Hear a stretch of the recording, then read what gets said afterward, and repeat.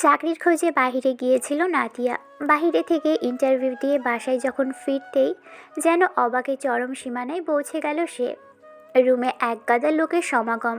একজন ভদ্রলোক, একজন ভদ্রমহিলার সাথে একটা ছেলেকে দেখা যাচ্ছে। দেখে মনে হচ্ছে না কখনো এদের দেখেছে। তারপরও আব্বু আম্মু লোকগুলোর সাথে হেসে কথা বলছে। ঘটনাটা কী বোঝার জন্য নাদিয়া ডাইনিংয়ের কাছাকাছি এগিয়ে আসতেই আব্বু ওকে দেখে বলতে লাগলো, এই তো ভাই সাহেব, আমার মেয়েটা চলে এসেছে। কতক্ষণ ধরে আপনার যার জন্য অপেক্ষা করে আছেন সে চলে আসছে। আব্বুর কথাতে অচেনা লোকগুলো নাদিয়ার দিকে তাকালো। নাদিয়া খেয়াল করলো স্মার্ট দেখতে যে ছেলেটা বসে আছে সে ওকে বেশ সূক্ষ্মভাবে পর্যবেক্ষণ করে দেখছে। ছেলেটা ওর দিকে তাকিয়ে একটু মুচকি হাসলো। সামনে বসে থাকা ছেলেটা অসম্ভব রকমের কিউট, স্মার্ট, হ্যান্ডসাম, স্টাইলিশ, কিন্তু ছেলেটাকে দেখে মনে হচ্ছে না আগে কখনো দেখেছে। আর এই লোকগুলোকেও নাদিয়া আগে কখনো দেখেনি, আর বুঝতেও পারছে না এরা কারা। এবার নাদিয়াকে কিছুক্ষণ ধরে দেখে সামনে বসে থাকা ভদ্রমহিলা বলে উঠল, মাশাআল্লাহ, আমার ছেলের পছন্দ আছে বলতে হবে। ভাই সাহেব, মেয়েকে আমাদের পছন্দ হয়েছে। এখন আপনারা যদি চান তাহলে আমরা আপনাদের মেয়েকে আমার ঘরের পুত্রবধূ করে নিতে চাই। আমার ছেলেটাকে বিয়ের কথা বলে বলে আমরা ক্লান্ত হয়ে গেছি। তারপরেও ছেলের কোনো মেয়েকেই পছন্দ হচ্ছিল না। কিন্তু সেদিন ভদ্রমহিলা যেন কথাগুলো শেষ করতে পারলেন না, তার আগেই নাদিয়া বলল, বিয়ে মানে? কার বিয়ে আব্বু? ওনারা কারা? আর কিসের বিয়ের কথা বলছে? ওনাদের আমাকে পছন্দ হয়েছে মানে? আমি তো কিছুই বুঝতে পারছি না। নাদিয়ার এমন কথাতে আব্বু আম্মু সহ সবাই ওকে দৃষ্টির কেন্দ্রবিন্দু করে তাকিয়ে রইল। সামনে বসে থাকা ছেলেটা ঠিক আগের মতোই তাকিয়ে রইল, তবে একটু অবাক চোখে। এবারও নাদিয়ার আব্বু উঠে এসে ওর হাত ধরে বলতে আরম্ভ করলো, বাবুরি, ওনারা তোমাকে দেখেছে, মানে ওনার ছেলে তোমাকে কোথাও একটা দেখেছিল, সেখান থেকেই ওনাকে তোমাকে পছন্দ হয়েছিল। তাই ওরা আমাদের ঠিকানা জোগাড় করে আজকে ওরা সহ পরিবারের আমাদের বাসায় আসছে তোমাকে দেখার জন্য। আসলে তোমার সাথে ওনার ছেলের বিয়ের সম্পর্কে কথা বলতে এসেছে। কি বলতেছো আব্বু? তোমার কি মাথা খারাপ হয়ে গেছে? সবে মাত্র আমি চাকরিটা পেলাম, আর তুমি কিনা আমাকে বিয়ে দেওয়ার জন্য উঠে পড়ে লাগলে? আমি তোমাকে বলছি না আমি এই মুহূর্তে কোনো বিয়ে করতে পারবো না? তোমরা কি করে আমার মতামত না নিয়ে বিয়েটা ঠিক করেও ফেলতে পারবে? আর আমি বিয়েটা করার জন্য নাচতে শুরু করে দেবো? নাদিয়ার এরকম কথা বোধহয় কেউই আশা করেনি, যার জন্য সবাই অবাক চোখে ওর দিকে কিছুক্ষণ তাকিয়ে রইল। এবার নাদিয়ার আম্মু উঠে আসলো মেয়ের এরকম সিনক্রেট দেখে। তারপর ভদ্রলোক আর ভদ্রমহিলার দিকে তাকিয়ে তার ছেলের দিকে একবার তাকালো। ঈশান এখনও মেয়েটার দিকে অমন করে তাকিয়ে আছে। ছেলেটা বুঝতে পারেনি মেয়েটা এরকম সিনক্রেট করবে। যেদিন মেয়েটাকে দেখেছিল সেদিন ওকে সুন্দর আর অসম্ভব রকমের কিউট লাগছিল। ঈশান মেয়েটাকে শাড়িতে দেখেছিল, তাই একদম বইয়ের মতোই লাগছিল। নাদিয়াকে প্রথমবার দেখাতেই অসম্ভব রকমের ভালো লেগেছিল। নাদিয়া মধ্যবিত্ত ফ্যামিলির মেয়ে। স্বপ্নটা খুব বড় বড় না থাকলেও একটা চাকরি করে আব্বু আম্মুর পাশে দাঁড়াতে চেয়েছিল। মেয়েটার কিছুদিন একা কাটানোর ইচ্ছে আছে, পড়ালেখার কারণে সেটা হয়নি। তাই আব্বু আম্মুকে বলেছিল একটু সময় নিতে। ওরা বিয়ের কথা আগেই বলেছিল, কিন্তু কোনো ছেলেকেই ওর আজ অবধি পছন্দ হয়নি। এর আগেও কয়েকটা বিয়ের সম্বন্ধ এসেছে, কিন্তু বাড়ি অবধি আসতে পারেনি। তার আগেই নাদিয়া বারণ করে দিয়েছে। কিন্তু আজকে যারা সহ পরিবার এসেছে তারা হয়তো বেশ উচ্চ বংশীয় আর বেশ বড়লোক। ড্রেস আপ দেখেই বোঝা যাচ্ছে ঠিক কত বড়লোক ফ্যামিলি থেকে বিয়ের প্রস্তাবটা এসেছে। কিন্তু নাদিয়া যেন তাতে কিছুই যায় আসে না। এবার নাদিয়ার আম্মু বলতে লাগলো, এটা কোন ধরনের ব্যবহার মামুনি? ওনারা আমাদের মেহমান, ওনারা নিজে থেকে আমাদের বাড়িতে এসেছে, আর তুমি এমন করে সিনক্রেট করলে? এতে ওনাদের খারাপ লাগবে। এভাবে ওনাদের সামনে কথা বলো না। বিয়েটা করবে কিনা সেটা পরের বিষয়, এখন চুপচাপ থাকো। তোমার আব্বুর সাথে ওরা কথা বলছে, আর এর মাঝে যদি সিনক্রেট করো তাহলে বাসায় আসা মেহমানদের অসম্মান করা হবে। সেটা কিন্তু খুব ভালো হবে না। অসম্মান কিসের? ওনাদের ছেলে আমাকে কোথায় দেখলো না দেখলো, তাদের ওনারা চলে আসলো, আর একদম আমার সাথে ওনার ছেলের বিয়ে দেওয়ার জন্য উঠে পড়ে লেগে গেল। একটা ছেলেকে চিনি না, জানি না কোথায় থাকে, কি করে, তার চরিত্র কেমন, তার সম্পর্কে সামান্য খবরটুকুও জানি না, তাহলে তাকে বিয়ে করার প্রশ্ন আসলো কোথা থেকে? আমি আশ্চর্য হচ্ছি এটা ভেবে যে তোমরা আমার মতের বিরুদ্ধে এই বিয়েটা ঠিক করে ফেলো। এবার সামনে বসে থাকা ভদ্রলোকের ছেলে, অর্থাৎ যার সাথে নাদিয়ার বিয়ের কথা বলার জন্য ওনারা এসেছেন, ওনারা উঠে দাঁড়ালেন। আর নাদিয়ার দিকে এগিয়ে আসতে গেলেই ছেলেটা ওর হাতের ইশারায় থামিয়ে দিয়ে বলতে লাগলো, শুনুন মিস্টার চিনি না জানি না, তাই আপনার সাথে এসব কথা বলার কোনো প্রশ্নই আসে না। আর প্লিজ আমার ফ্যামিলি ম্যাটারের মধ্যে আপনি নাক গলাবেন না। আপনি আমাকে কোথা থেকে কি দেখেছেন জানি না, কিন্তু আপনি বাড়ি অবধি চলে আসলেন বিয়ের প্রস্তাব নিয়ে। আপনাদের কি কোনো কাণ্ডজ্ঞান নেই? আমি অবাক হয়ে যাচ্ছি যে আপনারা কিনা এমনটা কিছু কিভাবে করতে পারেন। এবার সামনে দাঁড়িয়ে থাকা ছেলেটা বেশ অপমান বোধ করলো ওর আব্বু আম্মুর সামনে এরকম কথা বলাতে। ছেলেটার ওকে পছন্দ হয়তো হয়েছিল, কিন্তু নাদিয়া ওকে বিয়েটা করবে না সেটা পরবর্তীতে জানিয়ে দিলেই হতো। তাই বলে এতটা ভালোবেসে ফেলেনি যে একে বিয়ে করতে হবে। কথাগুলো ভেবেই ছেলেটা একটা দীর্ঘ নিঃশ্বাস ফেলে বলতে লাগলো, দেখুন মিস নাদিয়া, যেরকম করে কথা বলছেন এটা কোনো ভদ্রতার পরিচয় নয়। আমার মনে হয় না যে একটা পড়ালেখা জানা শিক্ষিত মেয়ে এরকম মিসবিহেভ কারোর সাথে করতে পারে। আমি তা মনে করি না। তাহলে আপনি যেটা করেছেন সেটা কি ছিল? আমাকে না জানিয়ে আমাকে কোথায় দেখলেন না দেখলেন আর বাসাতে বিয়ের প্রস্তাব নিয়ে আসলেন, এটা কি ভদ্রতার পরিচয় দেওয়া হয়? মামনি, তুমি সিন ক্রিয়েট করো না। তোমার সমস্যা থাকলে আমাদের বলো। তুমি সময় নাও। এতদিন বাদে তোমাকে পছন্দ করেছে। কোনো মেয়েকে যেখানে পছন্দ হচ্ছিল না সেখানে তোমাকে বিয়ে করবে বলেছিল, তাই আমরা এসেছিলাম। কিন্তু তুমি যে এমন করবে। দেখেন আঙ্কেল, এই মুহূর্তে আমি কোনো বিয়ে টিয়ে করতে চাইছি না, তাই আপনারা আসতে পারেন। আর এখানে অসম্মানের কিছু নেই। আমি কোনো বড়লোক ঘরের কোনো আদুরের দুলালকে বিয়ে করতে চাই না, যাকে চিনি না জানি না। আজ বাদে কাল আপনাদের মতো বড়লোক বাবার ছেলেদের 4টে বিয়ে করতে সময় লাগবে না, আর সেখানে আমি করব ওই রকম একটা ছেলেকে বিয়ে? বাবুরি, এবার কিন্তু বেশি বেশি বলে ফেলছো। বাসায় মেহমান আসছে আর তুমি কিনা তাদের সাথে এরকম সিন ক্রিয়েট করছো? এটা কিন্তু রীতিমতো অপমানজনক। এবার সামনে দাঁড়িয়ে থাকা ভদ্রলোক আর ভদ্রমহিলা তার ছেলে বুঝতে পারলো এই মেয়েটা ওই ধাঁচের কোনো মেয়ে নয় যাকে বললে কথা শুনবে। তবে দেখে বোঝা যাচ্ছিল না কতটা মিসবিহেভ করতে পারে, কিন্তু মেয়েটার কথার মাধ্যমেই সেটা বুঝতে পেরে সবাই চুপ করে রইল। নাদিয়া কিছুক্ষণ ইচ্ছে মতো তার আব্বু আম্মুর সাথে কথা কাটাকাটি করতে লাগলো। এবার ভদ্রলোক বলতে লাগলেন, ভাই সাহেব, আপনি রাগারাগি করবেন না। আমাদেরই ভুল ছিল, না জানিয়ে আর পরিচিত না হয়ে এরকম একটা প্রস্তাব নিয়ে আসা। আমরা ভেবেছিলাম যে বিয়ের কথাটা অন্তত হয়ে থাক, তারপর না হয় ওরা কিছুদিন নিজেদের মধ্যে নিজেরা সময় কাটালে চেনা পরিচিত হয়েই যাবে। কিন্তু আপনার মেয়ে তো বিয়ের কথাটা শোনার পরই রেগে গিয়েছে। তাই আমরা মনে হয় না যে এসব বিষয় নিয়ে আর কোনো কথা বলার দরকার আছে। এক মিনিট দাঁড়াও আব্বু, আমি কিছু কথা বলতে চাই। আসলে কি বলেন তো ম্যাডাম, বাসায় আসা মেহমানের সাথে আপনি যে বিহেভটা করলেন এটা কোনো ভদ্রতার পরিচয় নয়।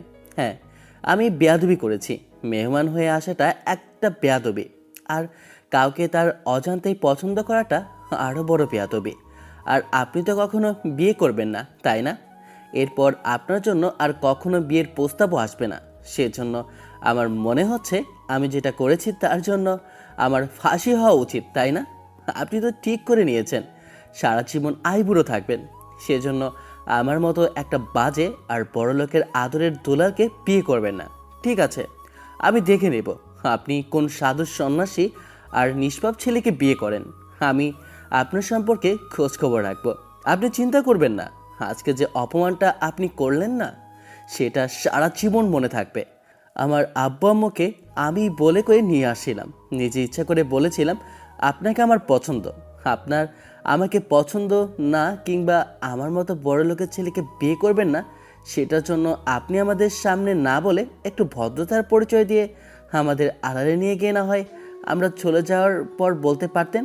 কিন্তু সেটুকু না করে আপনি অতিরিক্ত ভদ্রতার পরিচয় দিলেন। ম্যাডাম, আমি তো অভদ্র, কিন্তু আপনি তো ভদ্র পরিবারের।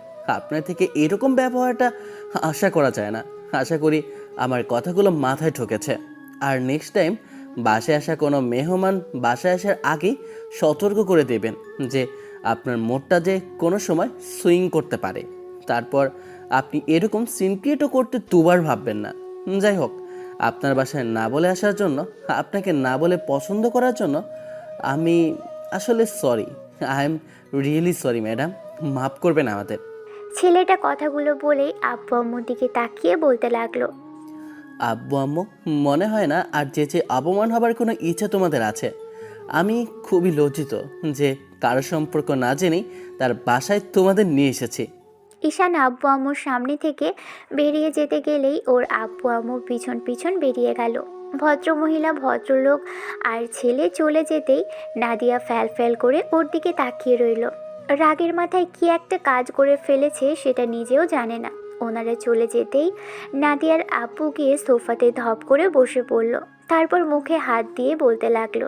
এতেও তোমাকে যেটুকু স্বাধীনতা দিয়েছিলাম সেই স্বাধীনতার প্রতিদানটা আজকে বাসায় আসা মেহমানদের সামনে পেলাম, তাই না?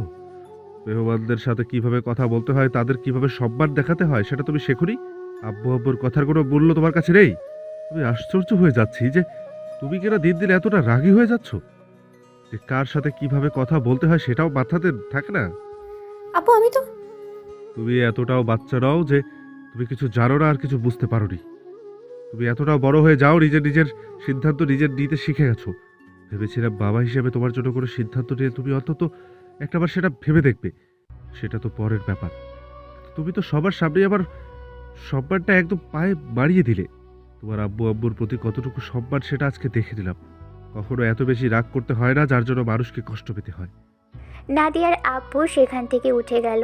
ওর আম্মু আর তেমন কিছুই বলল না। নাদিয়া সেদিন রুমে গিয়ে সারাদিন বসে থেকেছে। আব্বুর সাথে রাতে কথা বলার চেষ্টা করলেও আব্বু খাবার টেবিল থেকে উঠে গেল। পরদিন নাদিয়ার অফিসে জয়েন করার ডেট ছিল, কারণ জবটা গতকালই পেয়েছে। আর তার পরদিন থেকেই জবে জয়েন করতে বলা হয়েছে। বেশ বড়সড় একটা কোম্পানিতে জব পেয়েছে। এবার নিজে স্বাধীনভাবে চলতে পারবে ভেবেই হয়তো এরকম করেছে। আব্বুর কথা রাখতে পারলো না সেজন্য কি খারাপ লাগছে, নাকি অচেনা মানুষগুলোর সাথে এরকম মিসবিহেভ করে ফেললো তাই? কালকে থেকে ওই ছেলেটার কথাগুলো মনে পড়তেই নাদিয়ার বেশ খারাপ লাগছে যে এরকম করে কারোর সাথে মিসবিহেভ করে ফেললো।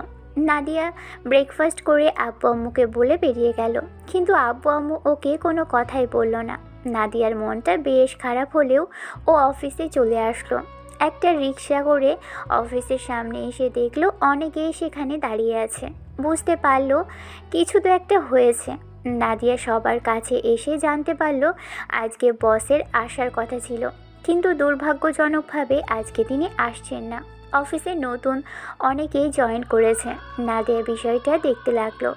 সবাই যখন নিজেদের মধ্যে বলাবলি করতে লাগলো, এরই মাঝে কেউ একজন এসে হাততালি দিয়ে বলতে আরম্ভ করলো। এই যে এখানে হট্টগোল করার কোনো মানে দেখছি না। বস আসার কথা ছিল, আসবেন না। কোনো কারণবশত উনি আজকে আসছেন না। 2 দিন বাদে হোক 3 দিন বাদে হোক আসবেন। এখন সবাই অফিসে আসুন, আর যারা নতুন জয়েন করেছেন তারা এসে নিজেদের কেবিনটা বুঝে নিন, কাজ করতে শুরু করুন।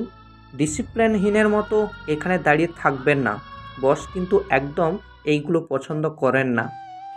সবাই ভিতরে আসলো। নাদিয়াও এসে এবার ওর কেবিনটা বুঝে নিল। কেবিনে গিয়ে দেখলো কেবিনটা বেশ সাজানো গোছানো। এরই মাঝে ম্যানেজারের থেকে ডাক পড়তেই নাদিয়া ম্যানেজারের কেবিনের ভিতরে আসলো। তখন ম্যানেজার ওকে এক গাদা ফাইল দিয়ে বলতে লাগলো। আপনি নতুন মিস নাদিয়া, হ্যাঁ স্যার। কাজটা করার চেষ্টা করবেন। না পারলে আমার পাশে দেখছে নীলা ম্যাডাম বসেন। উনি 1.5 বছর যাবৎ জবটা করছেন। উনি খুব ভালো একজন এমপ্লয়। আপনি ওনার থেকে বুঝে নেবেন। না বুঝে উল্টাপাল্টা কাজ করে বসের সামনে যাবেন না। উল্টাপাল্টা কাজ করে বসের সামনে গিয়ে কিন্তু বকাঝকা খেলে সেটা আমি সামলাতে পারবো না। জি স্যার, আমি সবটা বুঝে নেওয়ারই চেষ্টা করব। কিন্তু স্যার একটা কথা জিজ্ঞেস করব কি? জি করুন। না মানে আসলে বস কি ইয়াং নাকি নাকি কোনো বয়স্ক টাইপ? সেটা আসলেই দেখতে পাবেন। তবে আগের যিনি বস ছিলেন তিনি বয়স্ক ছিলেন। এখন ওনার ছেলে আসবে।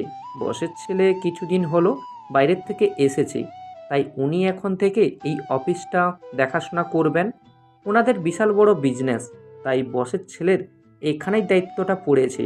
নতুন বস কেমন আমি নিজেও জানি না, তবে শুনেছি খুব রাগী। নাদিয়া আরও কিছুক্ষণ ম্যানেজারের বক বক শুনে তারপর কেবিনে আসলো। এমন করেই 3-4টা দিন কাটলো। এই 3-4টা দিনে নাদিয়ার সাথে নীলা ম্যাডামের বেশ সখ্যতা তৈরি হয়েছে। ওরা ধরতে গেলে কয়েক বছরের সিনিয়র জুনিয়র হবে। নাদিয়ার সাথে মেয়েটার বেশ ভালো বন্ধুত্ব তৈরি হয়েছে। নাদিয়ার সাথে নীলা মেয়েটা তুমি তুমি করেই কথা বলে, বেশ ভালো মেয়েটা। আর মেয়েটার সাথে কথা বলে নাদিয়ারও বেশ ভালো লেগেছে, কারণ ওদের মধ্যে মধ্যবিত্ত ফ্যামিলির মেয়েটা, তাই ওর সাথে মিশে যেতে খুব বেশি অসুবিধা হয়নি। যেদিন বস আসলো সেদিন নাদিয়ার ঘুম থেকে উঠতে লেট হয়ে গেল, আর অফিসে আসতেও বেশ খানিকটা দেরি হয়ে গেল, যার জন্য নাদিয়ার অফিসে এসে বুঝতে পারল না যে ঝামেলাটা পাকিয়ে ফেলেছে। কারণ বস এসে সব এমপ্লয়ীদেরকেই ডেকেছিল, কিন্তু নাদিয়া আসতে পারেনি। এরই মাঝে বস এসে যখন গুনে দেখলো সবগুলো এমপ্লয় এখানে নেই, তখন বস ম্যানেজারকে উদ্দেশ্য করে বলেছিলেন, একজনকে কম দেখছি, উনি ছুটি নিয়েছেন নাকি অসুস্থ আছেন? না স্যার, গত কয়েকদিনে তো তেমন কেউ ছুটি নেয়নি। অসুস্থ থাকলে তো কালকে অফিসটাই আসতেন না। আমাকে জানানোর কথা ছিল। আমি ওনাকে সব নিয়মকানুন বলে দিয়েছিলাম, তাই হয়তো। ম্যানেজার সাহেব, হয়তো হবে, অথবা, কিন্তু এগুলো কিন্তু আমার মোটেও পছন্দ না। আপনি সেটা খুব ভালো করেই আমার আব্বুর থেকে জেনে নিয়েছেন, তাহলে আমার সামনে কেন এগুলো? সরি স্যার, নেক্সট টাইম আর হবে না। আমি ওনাকে বকাঝকা করব যেন উনি এরপর থেকে আর এরকম। করতে হবে না। উনি আসলে যেন আমার কেবিনে পাঠিয়ে দেওয়া হয়। আমি দেখতে চাই উনি কত বড় এমপ্লয় হয়ে গেছে, যার জন্য কয়েকদিন অফিসে আসতে না আসতেই উনি খুব ক্লান্ত হয়ে পড়েছেন, যার জন্য আজকে ঠিক সময় আসতে পারলেন না। আমি আসবো সেটা কি কাল বলে দেননি? বলে দেওয়া হয়েছিল, কিন্তু উনি যে কি করে মিস করলো আমি সেটাই বুঝতে পারছি না। আমি ওনাকে এক্ষুনি কল করছি। এরপরে নাদিয়া যখন রিক্সা থেকে নেমে ভাড়াটা মেটালো, অফিসের ভিতরে যাওয়ার সময়ই ফোনটা হাতে নিতেই দেখলো ম্যানেজারের 10-15টা মিসড কল। মেয়েটা জিহ্বায় কামড় দিয়ে দৌড়ে কেবিনে আসলো। কেবিনে এসে দেখলো নীলা ম্যাডাম কাজ করছে। নাদিয়া কিছু বলতে যাবে তার আগেই নীলা ম্যাডাম বলতে লাগলো, আপনি এত দেরি করলেন যে নাদিয়া? আপনি জানেন আজকে বস এসেছে? আপনি তো জানতেন যে বস আসবে, তাহলে আজকে এত দেরি করে আসলেন কেন? বস আপনার কথা জিজ্ঞেস করছিল, আর যে পরিমাণে রাগারাগি করেছে আপনি তো জানেন না। তাতে আমার ভয় হচ্ছে যে আপনাকে আজকেই না ফায়ার করে দেয়। শিট, কাল রাতে আমি একটু দেরি করে ঘুমাই নই, এরকমটা হলো। আম্মুও ডাকেনি, রাগ করে এরকমটা করলো। আর শেষে কিনা আমার চাকরিটাই হতে হতে এরকম করে শেষ হয়ে যাবে। এখন আমি কি করব? এরই মাঝে পিয়ন এসে হাজির হলো। লোকটা পান খাওয়া দাঁত বের করে বলতে লাগলো, ম্যাডাম, বস আপনারে যাইতে কইছে। এক্ষুনি না গেলে কিন্তু আপনারে আর আজকের পর অফিসে দেখা যাইব না। চাচা, আপনি যান, আমি এক্ষুনি যাচ্ছি। ম্যাডাম, বস আপনারে নিয়ে যাইতে কইছে। ম্যানেজার স্যার আপনারে বসের কেবিনটা দেখাই দিতে কইছে। আপনি দেরি করলে আমি আবার ম্যানেজারের স্যারের বকা খামু। নাদিয়া ফোন আর একটা ফাইল নিয়ে বসের কেবিনের সামনে এসে এবার নক করতেই ওপাশ থেকে বস বলতে লাগলো, ইয়েস, কামিং। নাদিয়া তাড়াহুড়ো করে ভিতরে আসলো। বসের সামনে দাঁড়িয়েই উনি বলতে লাগলেন, বস, আপনি আমাকে ডেকেছিলেন? হ্যাঁ, আমার অফিসের প্রথম দিনই একজন এমপ্লয় মিসিং। তাহলে সে নিশ্চয়ই মিস ওয়ার্ল্ড, না হলে মিস ইউনিভার্স। সেটা তো আমাকে দেখতেই হবে, না হলে বস আসবে তিনি জানার পরও দেরি করে আসছেন না। সেই মহাময়ী ব্যক্তিবর্গ, তাকে তো একবার দেখতেই হচ্ছে, তাই ডেকে পাঠিয়েছি madam. I am sorry boss, আমি বুঝতে পারিনি যে আজ এরকম দেরি হয়ে যাবে। তাহলে কালকে রাতে ঘুমাইতামই না। বিশ্বাস করেন বস, এরকম থেকে আর কখনো এরকম হবে না। এরকম লেম এক্সকিউজ আমি শুনতে চাই না। শুনুন মিস নাদিয়া, আপনার এসব ফালতু বকবক আমি শুনতে আসিনি। আপনাকে যেটা বলা হয়েছে সেটা শুনে চুপ করে থাকবেন। এত কথা বলেন কেন? নাদিয়া বসের ধমকে চুপসে গেল।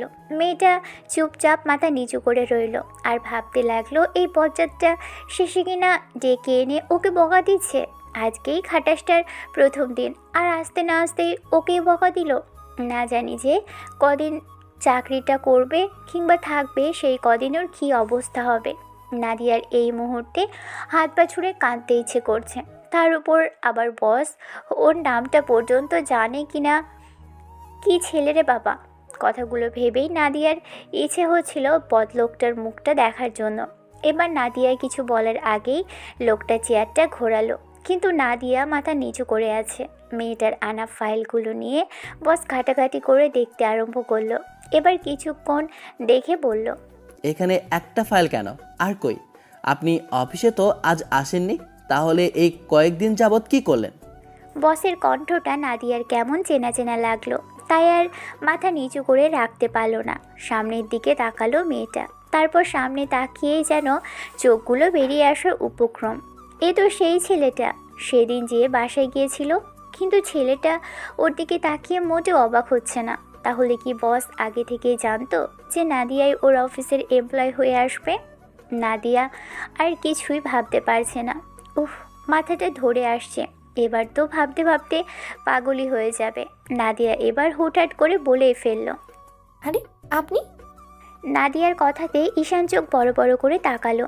হ্যাঁ, এতক্ষণ যার কথা বলা হচ্ছিল আর যেই জুনিয়র ছেলেটা ওকে সেদিন একটা বিয়ে বাড়িতে দেখেই পছন্দ করেছিল, সেই ছেলেটাই নাদিয়ার অফিসের বস। বাসাতে বিয়ের প্রস্তাব নিয়ে আসা ছেলেটাকে বস হিসেবে দেখে নাদিয়া এরকম একটা কথা বলে ফেলল। ঈশান রাগী চোখে তাকিয়ে বলল, মিস নাদিয়া, আমি আপনার চেনা পরিচিত বন্ধু কিংবা বেয়াই নই যে আপনি এমন করে কথা বলবেন। এটা অফিস, আর আমি আপনার বস। বসের সাথে ভদ্রতার সহিত কিভাবে কথা বলতে হয় সেটা নিশ্চয়ই আপনাকে শেখাতে হবে না। নাদিয়া মাথা নিচু করে ফেলল।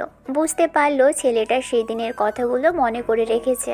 নাদিয়া ভাবলো সেদিন বিষয়টা নিয়ে ঈশান অর্থাৎ বস ওকে হাজারটা কথা শোনাবে, কিন্তু নাদিয়ার ধারণাটা ভুল হলো, কারণ ঈশান সেদিনের বিষয় নিয়ে মেয়েটার সাথে কোনো কথাই বলল না। ঈশান অফিসে আসার পর থেকে এক সপ্তাহ যাবৎ নাদিয়ার কোনো কাজে ভুল ধরা কিংবা ডেকে নিয়ে অপমান করা, নানা ছুতোয় ওকে হাজারটা বকা দেওয়া, এগুলোর কিছুই করলো না। উল্টো ছেলেটা নিজেই কাজের ব্যস্ততায় ডুবে গেল। তাহলে কি ছেলেটা ওকে ভুল বলেছিল? সেদিন কি বাসায় এমনি এমনি গিয়েছিল নাকি? কথাগুলো বসে বসে ভাবছিল নাদিয়া। এর মাঝখানেই নীলা ওকে এমন করে ভাবতে দেখে বলল, কি হলো ম্যাডাম, আপনি এমন করে কি ভাবছেন? এত ভাবার মানেটা কিন্তু অন্যরকম কিছু। তার মানে কি সামথিং সামথিং? কি যে বলেন না, আপনিও না আমার বান্ধবীগুলোর মতো আমাকে ভাবতে দেখলেই সন্দেহ করেন। সন্দেহ করার মতো হলে তো করতেই হয়। এখন বলুন, বয়ফ্রেন্ডের কথা ভাবছিলেন নাকি নতুন বসের প্রেমে পড়ে গেলেন, তাকে নিয়ে ভাবছিলেন? কী সব বলেন না, এত বড় লোকের ছেলেকে ভালোবাসার মতো ভুল আমি কি করে করি? তাতে কি হয়েছে? কতই তো দেখেছি বস এমপ্লয়ের সাথে প্রেম করছে, অনেকে বসের মেয়েকে বিয়ে পর্যন্ত করেছে। আর সেখানে বসের ছেলের বিয়ের প্রস্তাব দিলে কিংবা প্রেমের প্রস্তাব দিলে তো খুব বেশি অবাক হওয়ার কথা না? আরও বস এটা শুনলেই খুশি হয়ে মেনে নিবে। এত সুন্দর কিউট সুইট একটা বৌমা পেলে যে কেউ তাকে খুব সহজেই মেনে নেওয়ার কথা চিন্তাভাবনা করবে। নাদিয়া নীলার কথার মধ্যে কেমন যেন ডুবে গেল। ও যদি চায় তো ঠিকই এতদিন ঈশানের বাসায় বউ হিসেবে চলে যেত, কিন্তু সেদিন বাসায় আসার পর ছেলেটাকে পরিবারসহ এমন করে অপমান করলো। নাদিয়ার মাথায় এখনও বিষয়টা ঘোরাফেরা করছে যে তাহলে কি বসের ছেলে আগে থেকে ওকে চিনতো? একটা বিয়ের অনুষ্ঠানে দেখেছিল, তাহলে চিনবে কি করে? নাদিয়াকে আবারও ভাবতে দেখে এবার নীলা মেয়েটা বলল, ঘটনা কি বলুন তো? এরকম করে ভাবতে দেখা আমার কিন্তু মোটেও সুবিধার মনে হচ্ছে না। কিছু একটা নিশ্চয়ই হয়েছে। না, আসলে তেমন কিছু না, ওই অন্য একটা কথাই ভাবছিলাম। ও পার্সোনাল বিষয়, ঠিক আছে, আমাকে বলতে হবে না। অনেকেই আমাকে ফ্রেন্ড ভাবে না, কিন্তু আমি সবাইকে খুব বেশি সহজে ফ্রেন্ড ভেবে ফেলি, জানেন তো? ঠিক আছে, বলতে হবে না। আর না চাইলে তো আর জোর করা যাবে না। আপনি কাজ করুন। নাদিয়া সেদিন আর নীলাকে কিছুই বলল না। বুঝতে পারলো নীলা মেয়েটা এটা একটু মন খারাপ করেছে। ও ভেবেছে হয়তো নাদিয়া ওর থেকে কিছু একটা লুকোচ্ছে। পরদিন এটা একটা মিটিংয়ে নাদিয়া সহ সবাই উপস্থিত। অফিসের সবচেয়ে ভালো কলিগদের নিয়ে, যাদের যোগ্যতা খুব বেশি আর কাজের পারদর্শিতা আছে, তাদের নিয়েই মিটিংটা ডাকা হলো। মিটিংয়ের মধ্যেই হুটহাট করে এরকম একটা ঘটনা ঘটলো, যার জন্য বসের ছেলে অর্থাৎ নতুন বস রাগী চোখে নাদিয়ার দিকে তাকিয়ে রইল। নাদিয়ার ফোনটা হঠাৎই মিটিং রুমে বেজে উঠেছে। ভাগ্যিস বিদেশি কোনো বাইরের সাথে মিটিংটা হচ্ছে না, না হলে বসের ছেলে এতক্ষণ ওকে ঘাট ধাক্কা দিয়ে কিংবা চ্যাংদোলা করে নিয়ে অফিসের বাইরে গিয়ে ফেলে দিত। বিষয়টা ভেবেই নাদিয়া উঠে দাঁড়ালো। আর কিছু বলতে যাবে তার আগেই ঈশানের রাগী চোখ দেখে শুকনো ঢোক গিলল। এবার ঈশান বলতে আরম্ভ করলো, আউট। সরি স্যার, আসলে আমি ভুলে গিয়েছিলাম যে আমার ফোনটা। I say get out. ঈশানের রাগী চোখ দেখে এবার নীলা ইশারা করলো নাদিয়াকে আর কথা না বলতে। নাদিয়াও তাই করলো, চুপচাপ মাথা নিচু করে বেরিয়ে গেল। তারপর ঈশান আবারও বলতে আরম্ভ করলো, হ্যাঁ, কি যেন বলছিলাম? বসের এরকম ঠান্ডা স্বভাব দেখে নীলা অবাক হলো, কারণ ওরা ভেবেছিল যে এখন সবাইকে কথা শোনাবে। যতদূর পর্যন্ত সবাই ঈশানের সম্পর্কে জানতে পেরেছে ততদূর পর্যন্ত এরকমটা হওয়ার কথা না। কিন্তু কিন্তু ছেলেটা নাদিয়াকে কয়েকটা কথা বলেই ছেড়ে দিল। নীলা বিষয়টা ভাবলো।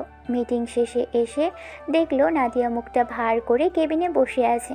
তখন নীলা বলতে লাগলো, এই যে ম্যাডাম, বস আপনাকে ডেকে পাঠিয়েছে। আপনার ভয়ের কোনো কারণ নেই। আপনি মিটিং রুম থেকে বেরোনোর পর বস এসে এসব বিষয় নিয়ে কথা বলেনি, শুধু আমি আসার সময় আপনাকে ডেকে পাঠালো। নিশ্চয়ই আমাকে আজকে ঘাট ধাক্কা দিয়ে অফিস থেকে বের করে দিবে। বাচ্চাটা আসার পর থেকে আমার পেছনে লেগে আছে। নীলা নাদিয়ার দিকে ভ্রুকুচকে তাকালো, কারণ মেয়েটা ওর এরকম কথার মানে বুঝতে পারল না। এবার নাদিয়া আবারও হুটহাট করে বলে ফেলল, একটা ভুলের কারণে সেদিন থেকে আব্বু আম্মু যেরকম রাগ করে আছে, তেমন এই খাটাসটাও আমার উপরে রাগ ঝাড়ছে। মানে আমি তো কিছুই বুঝতে পারছি না, কি হয়েছিল বলুন তো? আমার সব রকম কেমন ঘাপলা লাগছে। নিশ্চয়ই কোনো ঘটনা আছে এর পেছনে, তাই না? এবার নাদিয়া হরহর করে সব বলে দিল। সবটা শোনার পর নীলা ওর দিকে হাঁ করে তাকিয়ে রইল আর বলতে লাগলো, কিন্তু আমি ভুলেও বুঝতে পারিনি যে এরকম একটা ঘটনা ঘটেছে। আর বস তো এসব বিষয় নিয়ে কাউকে কিছু বলেনি, আর আপনাকেও বকাঝকা করেনি। দেশে ফিরাই তো 2 সপ্তাহের মতো হয়ে গেল। অফিসে আসার পর থেকে আপনার কোনো ভুল ধরেনি, আর আজকে আপনি ভুল করেছেন বিধায় ধরেছে। তাছাড়া অন্য কোনো বিষয়ে আপনাকে বকাঝকাও করেনি। বাসায় সেদিন ওরকম সিন ক্রিয়েট করার কারণেই সেদিন কথা শুনেছে। সেটা তো আপনার ভুল ছিল, তাই করেছে। কোনো মেহমানের সাথে এভাবে কথা বললে তার খারাপ লাগবেই। আর 10টা গল্পের মতো আমাদের অফিসের বস এতটা কঠোর নয়, না হলে তো আপনার লাইফটা পুরো হেল করে ফেলতো। আপনি কোথায় জব করেন? আপনি কিভাবে এখানে থেকে যান? অন্য সব গল্পে দেখেছি বস তার কলিগকে এগ্রিমেন্ট পেপার সাইন করিয়ে তারপর জবটা করতে বাধ্য করে। আমাদের বস তো তেমন করে আপনাকে টর্চার করেনি, না হলে আপনিও এখান থেকে যেতেও পারতেন না। অবশ্য আপনি চাইলে জবটা ছেড়ে দিতে পারবেন, তেমন কোনো সমস্যা নেই। এত শখের জবটা এত তাড়াতাড়ি ছেড়ে দেবো? বাচ্চাটার জন্য কি এই অফিসে থাকতেও পারবো না? যতদূর শুনলাম আর বুঝতে পারলাম তাতে বসকে দেখে এরকম কিছু মনে হয়নি। ওনার যদি প্রতিশোধ নেওয়ারই থাকতো তাহলে আপনাকে এই কাজের জন্য টর্চার করতে পারতো, কিন্তু ঈশান স্যার তো তেমন কিছুই করেনি। যাই হোক, আপনি বসের কেবিনে যান, না হলে কিন্তু বস আরও রেগে যাবে। আমার কিন্তু ভয় করছে। আপনি আমার সাথে চলুন না। আপনি গেলে আমি একটু সাহস পাবো। বস আমাকে রাগারাগি করে কিছু বলতে পারবে না। খেপেছেন? আমি গেলে আমাকে শুদ্ধ কথা শুনিয়ে দেবে। তাছাড়া অন্যায় আপনি করেছেন, আমি কেন যাব? সেদিন তো জিজ্ঞেস করেছিলাম, তাহলে বললেন না কেন? আর বললে মনে হয় আমি আপনার বস বয়ফ্রেন্ডকে নিয়ে যেতাম। নীলার এরকম দ্বারা কথাতে নাদিয়া খানিকটা অবাক হলেও নীলা তেমন কোনো রিয়াক্ট করলো না। মেয়েটা কাজে মন দিতেই নাদিয়া ওকে হাজারবার রিকোয়েস্ট করে ওর হাত ধরে টানতে টানতে নিয়ে এসে বসের রুমের সামনে উপস্থিত হলো। ঈশান ভিতরে যেতে বললে তখন নাদিয়া আর নীলা দুজনেই ভিতরে আসলো। বসের সামনে দাঁড়াতেই দুজনকে বসতে বলল। ঈশান 3টা কফি অর্ডার করলো, যা দেখে দুজনেই বেশ খানিকটা অবাক হলো। পিয়ন 3 জনের জন্য কফি আনতেই নীলা নিয়ে খেতে আরম্ভ করলো। নীরবতা ভেঙে ঈশানী বলতে লাগলো, মিস নীলা, আপনি এখানে কেন আসেন? আপনাকে তো ডাকা হয়নি। বসের কথাতে নীলা থতমত খেয়ে গেল, কিছুই বলতে পারলো না। ঈশান এবার নাদিয়ার দিকে তাকিয়ে বলতে লাগলো, মিস নাদিয়া ম্যাডাম, আপনি এটা আপনার বাড়ি পাননি। যেমন খুশি যেভাবে খুশি এখানে আসবেন, যা ইচ্ছা তাই করবেন। এটা অফিস। অফিসে আপনি রুলস মেনটেন করে কিছুই করেন না। আপনাকে এইটুকু ছাড় দেওয়া হয়েছে, তাতে আপনি এত কিছু করছেন। আর আপনাকে যদি সম্পূর্ণভাবে ছেড়ে দেওয়া হতো আর আমি এখানে না থাকতাম, তাহলে আপনি নিশ্চয়ই অফিসের সপ্তাহে একদিন এসে হাজিরা দিয়ে যেতেন, তাই না? নাদিয়া মাথা নেড়ে না সুযোগ উত্তর দিতেই এবার ঈশান বলতে লাগলো। আপনাকে দেখে তাই মনে হচ্ছে, আপনার মধ্যে কোনো ডিসিপ্লিনই নেই। আপনার ভাগ্য ভালো যে আমি আপনার সাথে কোনোরূপ সিনক্রেট করছি না। মেয়েদের সাথে আমি মিসবিহেভ করি না। তাই যদি ভেবে থাকেন সেদিন আপনার বাসায় ওরকম অপমান করার কারণে আপনাকে টর্চার করব, তাহলে সেটা আপনার ভুল ধারণা। সেদিন ওখানে আপনার ভুল ছিল। এখানে যদি আপনার সাথে আমি ওই বিষয়ে কোনো কথা তুলি, তাহলে সেটা আমার ভুল হবে।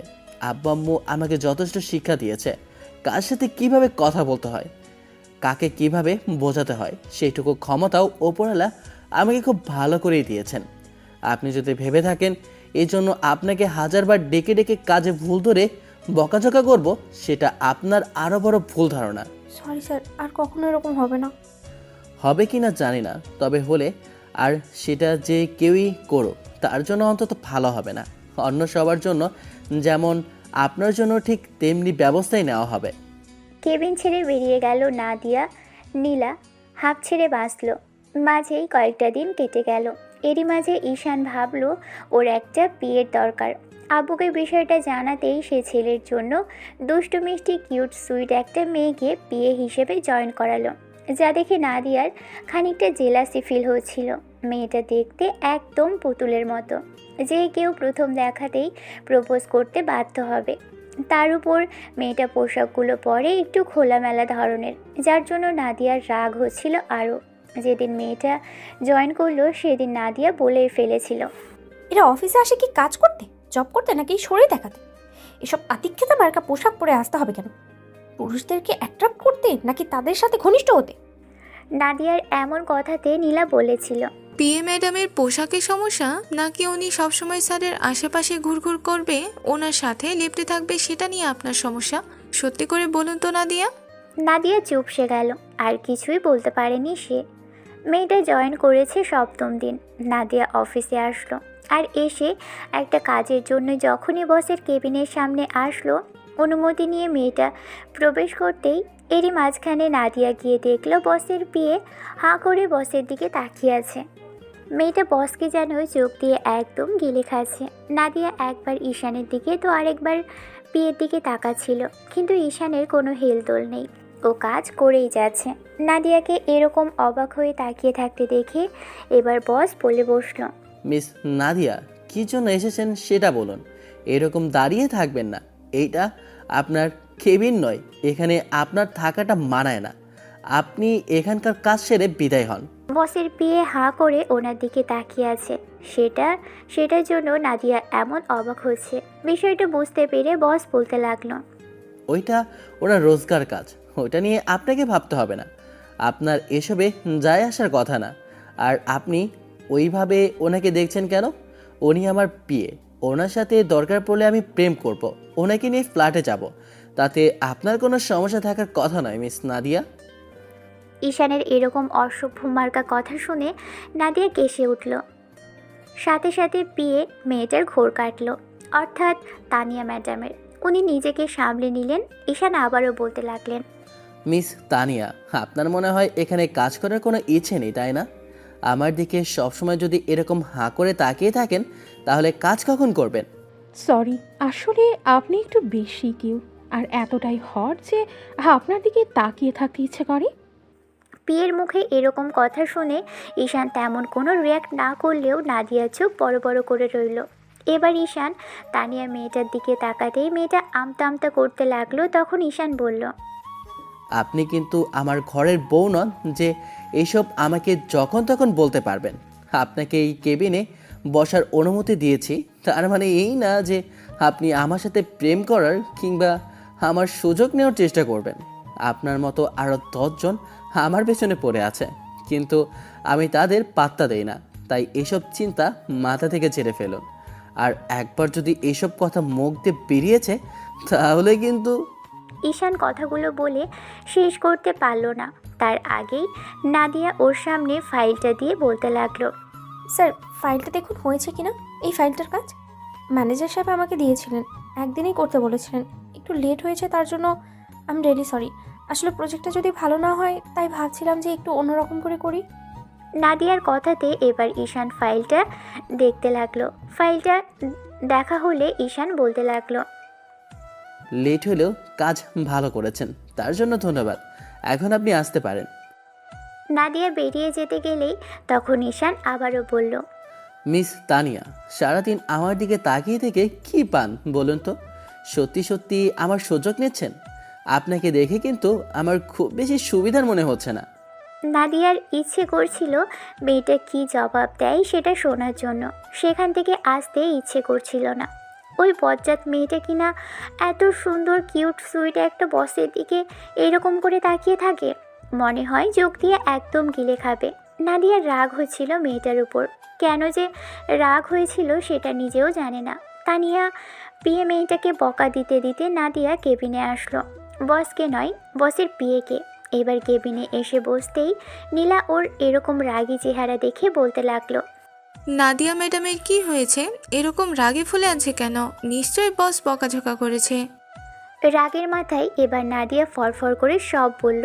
সব শোনার পর নীলা অবাক চোখে মেয়েটার দিকে তাকিয়ে রইল। নীলা এটা বুঝতে পারল নাদিয়া মেয়েটা নিশ্চিত বসের প্রেমের জালে ফেসেছে। সেদিন বিয়েটা রিজেক্ট করে দিয়ে এখন নিজেই জেলাসি ফিল করছে ছেলেটার পাশে অন্য কাউকে দেখে, তাই সহ্য করতে পারছে না। কথাগুলো ভেবেই নীলা একটু মুচকি হেসে বলতে লাগলো, মেয়েরা একটা জিনিসই বারবার ভুল করে জানি তো, সেটা হচ্ছে লাইফ পার্টনার চুজ করতে। প্রথমে যাকে ভালোবাসে তাকে চোখ বুজে বিশ্বাস করে, কিন্তু সেই মেয়েদের ঠকায়। আর এরকম একটা ছেলেকে রিজেক্ট করার পর যে কোনো মেয়েই পস্তাবে, কারণ বসকে আমরা যতটা খারাপ ভেবেছিলাম উনি কিন্তু ততটা খারাপ নন। এসব কথা বলার পরেও আপনার মনে হচ্ছে যে উনি বজ্জাত নয়, উনি একটা লুচু। সেই জন্য ওই মেয়েটা ওনার দিকে এমন করে তাকালো। তারপরেও উনি কিছু বললো না, চুপচাপ রইল। ইচ্ছা করছিল বেটার মাথা ফাটিয়ে দিতে, আর ওই মহিলার নাকটাও ফাটিয়ে দিতে। এই সাহস কী করে হলো বসের দিকে অমন করে তাকানোর? এমন একটা ছেলেকে রিজেক্ট করার পর এরকম হওয়াটাই স্বাভাবিক। আমি যতদূর শুনেছি বসের ছেলের পেছনে, মানে আমাদের বর্তমান বসের পেছনের অফিসের অনেক মেয়েই ক্রাশ খেয়ে বসে আছে, আর প্রত্যেক দিন এক একজন এক একভাবে প্রপোজ করছে। তার ওপর যে পরিমাণে কিউট, স্যার যদি যে কোনো দিন যে কাউকে হ্যাঁ বলে দেয় তাহলে তো ল্যাটা চুকেই গেল। কী সব বলেন আপনি? বস এরকম করতে যাবে কেন? বস এরকম ছেলেই না।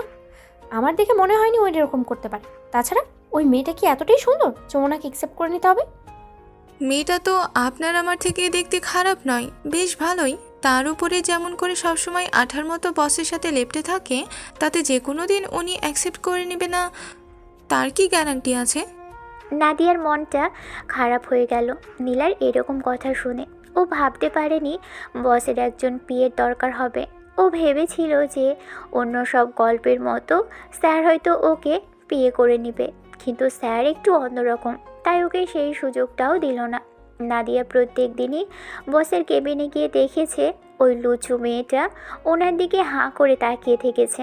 আর তাকিয়ে থাকবে নাই বা কেন, এত কিউট একটা ছেলে। আর মেয়েটা তেমন কোনো কাজ নেই, শুধু বসের টাইম টেবিলে বসে দেওয়া আর কখন কি করবে আর কোথায় কি দরকার সেটাই বলে দেওয়া। ঈশান অর্থাৎ অফিসের বসকে রিজেক্ট করে দিয়ে এখন নাদিয়ার খুব বেশি আফসোস হচ্ছে। ও ভাবছে যদি সেদিন সবটা অ্যাকসেপ্ট করে নিত কিংবা সময় চাইতো, তাহলে এই ছেলেটাই ওর পিছনে পড়ে থাকতো আর ওকেই ভালোবাসতো।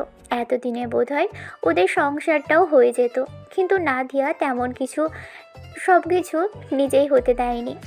এমন করেই কাটছে দিন। আর নাদিয়া প্রায়ই খেয়াল করে যে ঈশানও প্রতিনিয়ত তানিয়া মেয়েটার দিকে কেমন করে যেন তাকিয়ে থাকে। আর নাদিয়া কেবিনে গেলে যেন এই বিষয়টা আরও বেড়ে যায়। আর ঈশান কেমন মুচকি হাসে ওর দিকে তাকিয়ে থেকে, হয়তো ওকে জেলাসি ফিল করানোর জন্য। কিন্তু ঘটনা সেদিন ঘটল যখন নাদিয়ার সাথে নীলাও কেবিনে আসলো। অনুমতি নিয়ে ঢুকতেই দেখলো দুজনে মিষ্টি মিষ্টি হাসছে। নীলা নাদিয়াকে একটা গুঁতো মেরে বলতে লাগলো, বলেছিলাম না এই মেয়েটা বসের প্রেমে পড়েছে, আর বসও যে কোনো দিন ওকে অ্যাকসেপ্ট করে নেবে দেখবেন। নাদিয়ার মনটা আরও খারাপ হয়ে গেল। এমনিতেই কতদিন যাবৎ ভাবছে ঈশান মেয়েটার সাথে কেন কথা বলে। আসলে এরকমটাই হয়, ভালো জিনিস চোখের সামনে থাকতে মানুষ খারাপ জিনিসটাই বেছে নেয়। শেষে কিনা সেই বসের প্রেমেই বলল মেয়েটা। কথাগুলো নাদিয়া নিজে নিজেই ভেবেছে। আর যখন মনে হচ্ছে যে প্রেমে পড়তে যাবে কেন, কিংবা সেদিন ওরকম কাজ করেছে বলেছে বিয়ে করবে না, এরকম ছেলেকে পছন্দ নয়, তাই নাদিয়ার কথাগুলো যেন উপরওয়ালা সিরিয়াসলি নিয়েছে। মাথা নিচু করে দাঁড়িয়ে আছে নাদিয়া। বসকে ফাইলগুলো দেখানো শেষ হয়ে গেলে একবার পিছন ফিরে আসনের দিকে দেখে, আবার বেরিয়ে যায়। নাদিয়া কেবিনে গিয়ে ফাইলগুলো রেখে ওয়াশরুমে গেল। তারপর চোখে মুখে পানি দিয়ে ফিরে আসতেই নীলা বিষয়টা দেখে বলল, কি হয়েছে বলুন তো?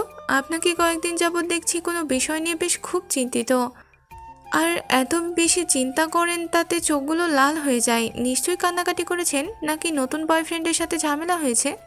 নাদিয়া অবাক চোখে নীলা মেয়েটার দিকে তাকালেও রাগী কণ্ঠে বলতে লাগলো, একজনকে নিয়ে ভেবে অস্থির হয়ে যাচ্ছি, আবার আর একজন হলে তো আমি নিশ্চয়ই পটল তুলব। এরকম কিছু ভাবছিলাম না ম্যাডাম, চিন্তা করছিলাম বস কেন ওই মেয়েটার সাথে কথা বলে, তাই আর কি। তাহলে আমার কথাই সত্যি হলো, শেষে বসের প্রেমে পড়লেন আপনি।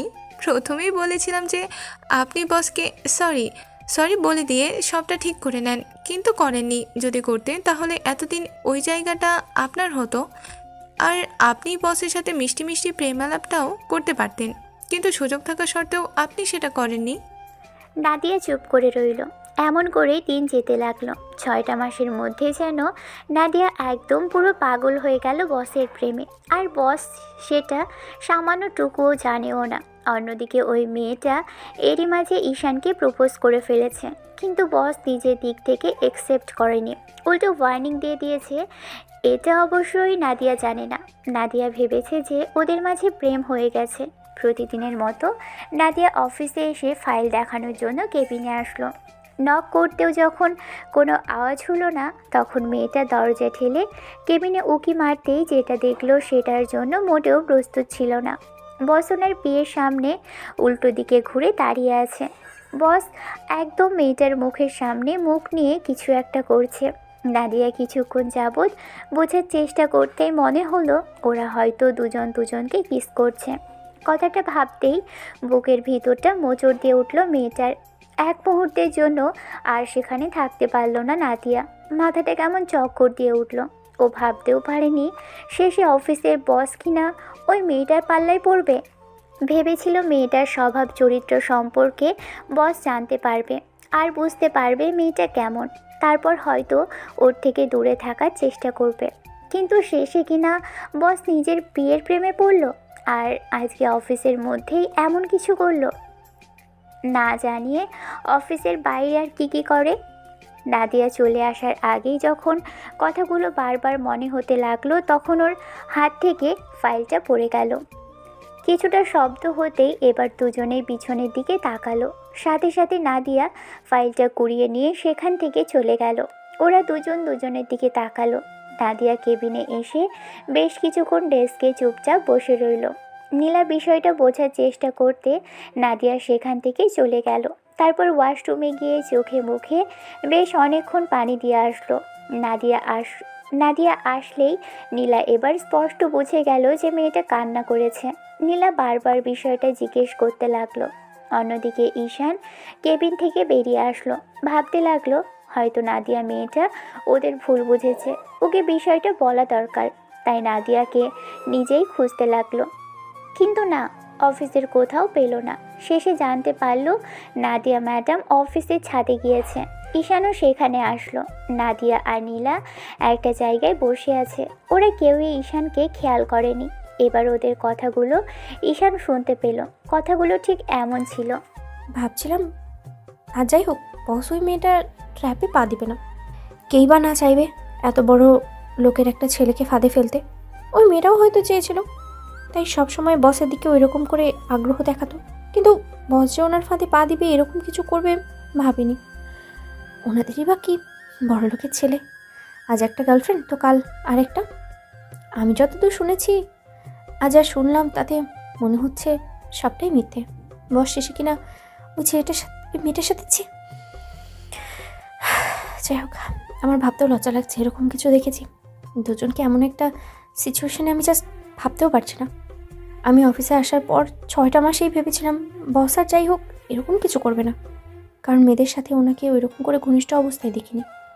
আমি তো এখন শুধু এটাই ভাবছি, আমি ওনাকে সেদিন হ্যাঁ বলে দিইনি। যদি যদি বলে দিতাম আর বলতাম আমার সময় লাগবে, তাহলে নিশ্চয়ই উনি আমার কাছাকাছি আসার চেষ্টা করতো। আর এসব কিছু ভাবলেই আমার গা ঘিনঘিন করছে। এত নিচু মন মানসিকতার একটা ছেলে কিনা আমাকে বিয়ের প্রস্তাব দিতে গিয়েছিল, ভাবলেই আমার জন্য কেমন যেন লাগছে। জাস্ট আমার চোখের সামনে শুধু একটা দৃশ্যই বারবার ভাসছে। ওরা কীভাবে দুজনের এতটা কাছে?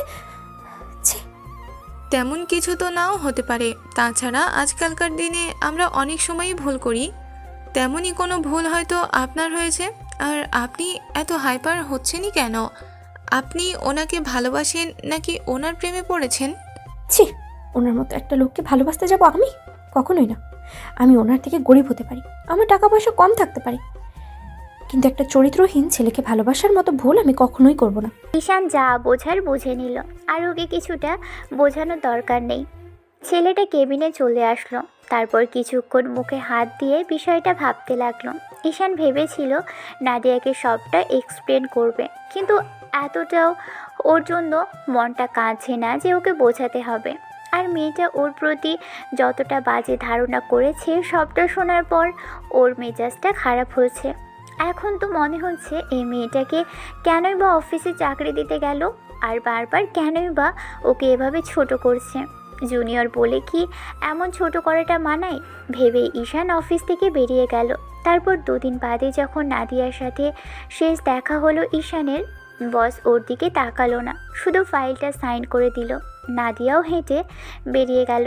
ঈশান অফিস থেকে বেরিয়ে যাচ্ছিল, তখনই মনে পড়ল, যাই হোক যাওয়ার আগে অন্তত মেয়েটার ভুলটা ভাঙিয়ে দিয়ে যাওয়া উচিত। কেউ ওকে এত বাজেভাবে সারা জীবন, তার থেকে না হয় সত্যিটা জানিয়ে দেওয়া যাবে। অন্তত দিন শেষে ওর প্রতি কোনো ভুল ধারণা থাকবে না মেয়েটার মনে। ওকে ঘৃণা করুক তাতেও সমস্যা নেই, কিন্তু তাই বলে এরকম বাজে ভাববে সেটাই ঈশান মানতে পারবে না। অন্যদিকে নাদিয়া সবে মাত্র বিছানায় গা এলিয়ে দিতেই ফোনের মেসেজ টোনটা বেজে উঠল। MMS এসেছে। নাদিয়া MMSটা ওপেন করতেই একটা ভিডিও চোখের সামনে জ্বলজ্বল করতে লাগলো।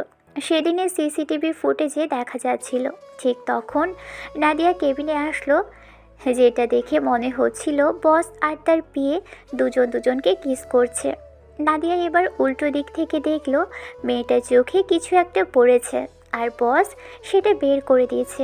ভিডিওতে তার আগের কিছু সিনও আছে, যেখানে মেয়েটাকে ঈশান ইচ্ছে মতো বকাঝকা করছিল আর মেয়েটা কাঁদছিল। এমন কিছু দেখে নাদিয়া একটা দীর্ঘশ্বাস ফেলল আর মুখের উপর হাত রেখে নিজেকে নিজেই বকাঝকা করতে লাগলো। হায় আল্লাহ, এটা আমি কি করলাম? বাচ্চাটা সবটা টের পেয়েছে, আর উনি নিশ্চয়ই এসব পাঠিয়েছে। এখন যদি অফিসে যাই তাহলে আমাকে একদম সিদ্ধ করে খেয়ে ফেলবে। কী সব কাজ করি আমি? কি করে পারলাম এরকম একটা ভুল বুঝতে? নিশ্চয়ই উনি আমাকে এক্সপ্লেন করতে চাইছিল কথাগুলো, আবার শুনে ফেলেনি তো খাটাসটা। নাদিয়া সেদিন রাতে আর ঘুমোতে পারল না। পরদিন চোখ জোড়া লাল হয়ে আছে দেখে নীলা বিষয়টা জিজ্ঞেস করতেই এবার নাদিয়া ওকে MMSটা দেখালো। সব দেখার পর নীলা বলতে লাগলো, আমি আপনাকে আগে বলেছিলাম এরকম কিছু হয়নি। বসকে আমরা যতটা বাজে ভাবি উনি ততটাও বাজে নন। দেখলেন তো কিভাবে মেয়েকে বকাঝকা করলো। ওর চোখে কিছু একটা পড়েছিল আর বস সেটাই দেখেছিল। ঈশান স্যার একটা ভালো ছেলে। আমি যতদূর খোঁজ খবর নিয়েছিলাম আপনার জন্য, তাতে বুঝতে পেরেছি কোনো মেয়ের সাথে ওনার অ্যাফেয়ার নেই। কিন্তু আপনি ভুল করলেন। আমার তো মনে হচ্ছে বস সবটা জেনেই হয়তো MMSটা পাঠিয়েছে। এখন তো ওনার সামনে যেতেই আমার ভয় লাগছে, আমাকে একদম কাঁচা চিবিয়ে খাবে। সবসময় তো আপনার ওরকমটাই মনে হয়, কিন্তু বস আদৌতে কিছু করে না। আপনি গিয়ে সরি বলে দিন। আমার তো মনে হচ্ছে সেদিনের আমাদের ওই কথাগুলো বস শুনে ফেলেছিল, না হলে এগুলো পাঠাতো না। ওনার কি দরকার আমাদের এই সমস্যা বিষয়ে এক্সপ্লেন করার? আমরাই ওনার এখানে জব করছি, যখন ইচ্ছা আমাদের ঘর ধাক্কা দিয়ে বের করে দিতে পারে, টাকা আছে, যা ইচ্ছা করতে পারে, কিন্তু সেই উনি তার কিছুই করেননি। যাবো বলছেন? হ্যাঁ যাবেন, ভুল করেছেন তাহলে সরি বলবেন না, আর ওনাকে বলার সুযোগ দেননি। তার আগে এসব কথা বলেছেন, সেটা যদি উনি সত্যিই শুনে ফেলে তখন? নাদিয়া গুটি গুটি পায়ে হেঁটে বসের কেবিনে সামনে আসলো। তারপর অনুমতি নিয়ে ভিতরে যেতেই দেখলো বসের চেয়ারে অন্য কেউ বসে আছে। নাদিয়া ভাবতেও পারেনি বসের চেয়ারে অন্য কাউকে দেখবে। নাদিয়া ফাইলটা দিয়ে সাইন করালো, তারপর বলতে আরম্ভ করলো। স্যার, একটা কথা বলতে পারি? না মানে কিছু মনে না করলে জিজ্ঞেস করছি যে ঈশান স্যার তো এখানে থাকার কথা ছিল, কিন্তু আপনাকে এখানে দেখছি। আজকে উনি অফিসে আসেননি। আপনি কি ওনার কোনো রিলেটিভ স্যার? আমি ওর রিলেটিভই অনেক বেশি, ওর বড় ভাই। গতকালই বাইরে থেকে আসলাম। ঈশান বলেছে কিছুদিনের জন্য অফিসে আসবে না, আর কাল রাতেই আবার কানাডায় ব্যাক করেছে। কবে ফিরবে কিংবা ফিরবে কিনা সেটাও জানি না, তবে এখন থেকে আমাকেই দেখতে পাবেন এখানে। কেন, কোনো সমস্যা? নাদিয়া মাথা নেড়ে না সুযোগ উত্তর দিয়ে বেরিয়ে আসলো। মনটা খারাপ হয়ে গেল মেয়েটার। নাদিয়া কেবিনের দিকেই যাচ্ছিল, তখনই ম্যানেজার ওকে ডাকলো। ম্যানেজারের কেবিনে আসতেই ম্যানেজার ওর দিকে একটা খাম ধরিয়ে দিল। নাদিয়া ভাবলো রিসাইন লেটার কিনা। শেষে চাকরিটা গেল, কথাগুলো ভেবেই শুকনো ঢোক গিলল নাদিয়া। নাদিয়া কেবিনে এসে মুখে হাত দিয়ে কিছুক্ষণ বসে থেকে খামটা দেখছিল। তখন নীলা বলতে শুরু করে, চুপ করে না থেকে খামটা তো অন্তত খুলতে পারেন। নাদিয়ার হাত কাঁপাকাঁপি করতে লাগলো। কিছুক্ষণ বাদে নীলা নিজেই খামটা খুলে পড়তে দিল নাদিয়াকে। চিঠিতে বেশ গোটা গোটা অক্ষরে লেখা। জানি না আপনাকে কি বলবো, তবে আপনাকে কিছু বলতে ইচ্ছে করছিল না। আমি আসার পর থেকেই আপনার সাথে বারবার আমার দেখা হচ্ছে, আর আপনি আমাকে এমন এমন সব সিচুয়েশনে ফেলেছেন যার জন্য নিজের কাছে নিজেকে ছোট মনে হচ্ছে। মাঝে মাঝে তো আপনার সাথে আমার 1000 বছরের শত্রুতা আছে। অফিসেরই বস আসলে একটা চরিত্রহীন। তাদের কাজ হচ্ছে মেয়েদের সাথে এইসব করে বেড়ানো। গতকাল ভিডিওটা আমি পাঠিয়েছিলাম, আপনার মতো মেয়েকে এক্সপ্লেন করার কি দরকার ছিল। আবার ভাবলাম দিন শেষে কেউ আমাকে ভুল না বোঝুক, সে যেন আকাশ পরিমাণ ঘৃণা না করুক। সহ্য করতে না পারলেও অন্তত ঘৃণা না করুক, সেই জন্যই পাঠানো। যাই হোক, ভালো থাকবেন। আমার মতো বিরক্তিকর লোকের চেহারা আপনাকে আর এই অফিসে দেখতে হবে না আজকের পর।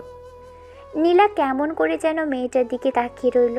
তারপর চিঠিটা নিয়ে আরেকবার ভালো করে দেখে বলতে লাগলো, যাই হোক, শেষ পর্যন্ত আপনি বেঁচে গেছেন। বসকে আপনার আর দেখতে হবে না, ছেলেটাকে পর্যন্ত তাড়িয়ে ছাড়লেন। লোকটা দেশে আসার পর থেকে যা যা করেছেন, তাতে বসের জায়গায় অন্য কোনো ছেলে হলে আপনার কী হাল করতো আমি শুধু সেটাই ভাবছি। এত ভালো একজন মানুষকে এরকম ভুল বুঝলেন, আর উল্টো ভাবলেন উনি আপনাকে টর্চার করবে। আর আজ দেখুন আপনাকে পুরো সেফটি দিয়ে গেল। আপনি যেন ওনাকে চোখের সামনে দেখতে না পান, সেজন্য নিজেই অফিসটা ছেড়ে দিয়ে গেল। এবার খুশি? এবার আপনি নিজে ইচ্ছা মতো যত খুশি ভাবুন। আপনার বুঝে আসছে না আপনি ওনাকে কেমন ভালোবাসেন। ভালোবাসলে এরকম ভুল বুঝতে পারতেন না। আমি বলেছিলাম মেয়েরা সবসময় ভুল কাজ করে, আর আপনিও তাই করলে। সামান্য বিশ্বাসটুকু ওনাকে করতে পারেনি, বড়লোকের ছেলে ভেবে আর 10টা ছেলেদের মতো ভেবেছেন।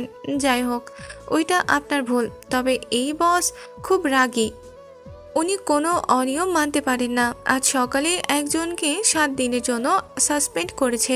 বলেছে 7 দিন পর যদি ঠিকঠাক করে আসতে পারে আসবে, না হলে যেন অফিসের সীমানাতেও না দেখে। নাদিয়ার মনটা ভীষণ খারাপ হয়ে গেল। এখন আর নাদিয়ার সাথে ঈশানের দেখা হয় না। আর নাদিয়া ঈশানের নাম্বার কিংবা বাসার ঠিকানা জানে না, তাই গিয়ে কথাও বলতে পারছে না। সত্যি ঈশান চলে গেছে, সেটা বুঝতে পারলো 6 মাস পেরিয়ে যেতেই। শেষ পর্যন্ত একটা সামান্য মেয়ে ওকে তাড়িয়ে ছাড়লো। কথাগুলো ভাবলে নিজেরই হাসি পায় ঈশানের। একদিকে যেমন নাদিয়ার কোনো হেলদোল নেই, তেমনি অন্যদিকে রাগের বশে মেয়েটাকে চোখের সামনে দেখতে চায় না বলে ঈশান বাহিরে চলে এসেছিল। কিন্তু বাহিরে এসেও পরিবার ছেড়ে ভালো লাগছে না, সব কিছুই কেমন এলোমেলো লাগছে। রাতে আম্মু কল করতেই দেখলো ছেলের এলোমেলো বেহাল দশা। তখন উনি বলতে লাগলেন, নিজের এই অবস্থা করছো কেন? তোমাকে বারবার বলছি দেশে আসতে, কিছু তো একটা হয়েছে যার জন্য এভাবেই বাইরে গিয়ে পড়ে আসো। এত দূরে পরিবার ছেড়ে থাকতে কেমন লাগে তোমার? এতগুলো বছর পড়ালেখার জন্য কাটিয়ে কয়েকদিনের জন্য এসে এখন আবার সেখানে গিয়ে পড়ে আসো। দেশে কবে আসবে কিছুই বলো না। তোমার চিন্তা ভাবনা দেখে মনে হচ্ছে তোমার আসার আর কোনো ইচ্ছে নেই। ইমন সেদিন বউ নিয়ে আসলো, তোমার বিয়েটা আগে দেখব ভেবেছিলাম। শেষে যাকে বিয়ে করাতে পারবো না সেই গিয়ে বিয়ে করলো, আর যে নিজে থেকে বলল তাকেই বিয়ে করাতে পারলাম না। বলেও গেলো যাকে ইচ্ছে তাকে যেন পছন্দ না করি। বিয়ে করে চলে গেলে অন্তত বউয়ের টেনে 6 মাস হোক 1 বছর পর হোক ফিরে আসতে। এখন কোন আশায় থাকবো আমরা? আমরাই বা আর কতদিন বাঁচবো বলো? আজে বাজে কথা বলো না তো। ভাইয়া বউ এনেছে, ভাবিকে দেখো। আমার বউ দেখা লাগবে কেন? আমার কতই বা বয়স হয়েছে, মাত্র 27। যে কেউ দেখলে ভাববে আমি 20 বছরের একজন যুবক। সে না হয় হলো, কিন্তু নিজের এই অবস্থা কেন? সত্যি করে বলতো, আবার কোন মেয়েকে ছ্যাঁকা দিয়েছে? ওসব কিছু না, বাইরে যাওয়া হয় না, প্রচণ্ড শীত পড়েছে তাই আর কি। শোনা আব্বু, সবাইকে একসাথে না দেখলে আমার ভালো লাগছে না। দুজনেই বাইরে ছিলে, একা একা ছিলাম। এখন অন্তত পরিবারটা ভরা অবস্থায় দেখি। তোমাদের বউ ছেলে মেয়ের মুখগুলো দেখে তারপর না হয় শেষ নিঃশ্বাস ত্যাগ করব। আম্মু কেন এসব কথা বলছো? বলছি না যে এইসব কথা আমার শুনতে ইচ্ছা করে না। যতদিন বাইরে থাকবে ততদিন এইসব কথাই আমার মুখে শুনতে পাবে। শুনতে যদি না চাও তাহলে কালকে থেকে আমাকে কেউ কল করবে না, আর আমিও কল করব না। যেদিন তোমার আম্মু না থাকবে সেদিন বাসায় এসো। আম্মু কলটা কেটে দিল। ঈশান ভাবলো এখানেই বা পড়ে থেকে কি হবে। ছেলেটা হাজার পাল কল করেও আম্মুকে পেল না। 2 দিন পর যখন আম্মু কল রিসিভ করলো বুঝতে পারলো আম্মু বেশ খানিকটা অসুস্থ। ভাবি ফোনটা রিসিভ করলে ঈশান সালাম দিয়ে আম্মুর কথা জিজ্ঞেস করতেই আম্মুর দিকে ক্যামেরাটা ঘুরিয়ে ধরলো। আম্মুর শরীরটা খারাপ দেখেই বোঝা যাচ্ছে। তখন ঈশান জিজ্ঞেস করলো, আম্মুর কি হয়েছিল ভাবি? 2 দিন আগে তোমার সাথে রাগারাগি করে কল কাটার পর প্রেশার বেড়ে গিয়েছিল। কাল জ্বর এসেছিল, একটু কান্নাকাটিও করলো। ভাইয়া বলছি কি তোমাকে তো কখনো সামনে থেকে দেখা হয়নি। আম্মু বলেছে তোমাকে আর কল করবে না, ফিরে এসো না। আমার সুন্দর একটা বোন আছে, তোমাকে বিয়ে করিয়ে দেই। আম্মু ঈশানের সাথে কোনো কথাই বলল না।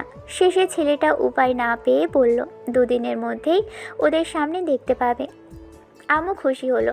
তখন ঈশান বলতে লাগলো, 2 দিনের মধ্যে মেয়ে দেখবে, বাসায় এসে বিয়ে করব, যাকে পছন্দ করবে তাকেই বিয়ে করব। আব্বুকে রাতেই বলবে আমি বাসায় ফিরেই বিয়ে করব। তারপরও তোমার চোখের পানি আর মুখটা কালো দেখতে চায় না। এবার অন্তত হাসো। ঈশান নাদিয়ার কথা ভাবতে ভাবতে মেয়েটাকে নিয়ে এক অন্য জগৎ সাজিয়েছিল। কিন্তু ভেবেছে যে মেয়ে ওকে ঘৃণা করে তাকে নিয়ে না ভাবাটাই ভালো। মেয়েটাকে চোখের সামনে আর কখনো দেখতে চায় না। রাগের মাথায় যে মেয়ে কিনা ওকে ওসব বাজে কথা বলতে পারে তাকে আর চোখের সামনে দেখার ইচ্ছেটাই ওর নেই। ঈশান ঠিক তাই করলো। 2 দিন বাদে বাসায় ফিরল। বাসায় এসে সবার সাথে বেশ ভালো করেই কথা বলল। আব্বু আম্মু সবার সাথে ডাইনিংয়ে বসে আছে। তখন ঈশান বলতে লাগলো, বউয়ের জন্য দেশে এসেছি। বউ কোথায় আমার? তোমরা তো এতদিন বিয়ের জন্য পায়চারা করেছ, এখন আমাকে বিয়ে দাও। আমার বউ দেখি কোথায়? নির্লজ্জ বেহায়া কথাকার, বাবা মায়ের সামনে কিভাবে কথা বলতে হয় সেটাও জানিস না? এভাবে বিয়ে বিয়ে করে পাগল হয়ে গেছিস? হবে না আম্মু, যেভাবে কান্নাকাটি করেছে যেন আমি 2 দিন বাদেই হাওয়া হয়ে যাচ্ছি, আর কখনই দেশে ফিরবো না। যার জন্য আমাকে আর বিয়ে দিতে পারবে না। ভাবি তোমাকে না বলেছিলাম আম্মুকে নিয়ে মেয়ে দেখতে যাবে? কোথায় সেসব? মেয়ে আমাদের দেখাই আছে, খুব সুন্দর মেয়েটা, তোর সাথে মানাবেও বেশ ভালো। তুই যেমন চেয়েছিলি ঠিক তেমনই মেয়েটা, একটু অন্যরকম।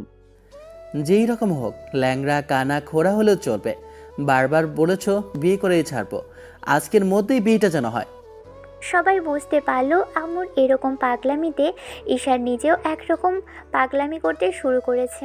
আম্মু ঈশানের হাতের উপর হাত রেখে বলতে শুরু করলো, তোমাকে বাসায় দেখতে চেয়েছিলাম, এত জোর করা হয়নি বিয়ের জন্য। ইচ্ছা না থাকলে, পছন্দ না থাকলে বিয়ে করতে হবে না। আমরা কিন্তু ওরকমভাবে তোমাকে চাপাচাপি করছি না।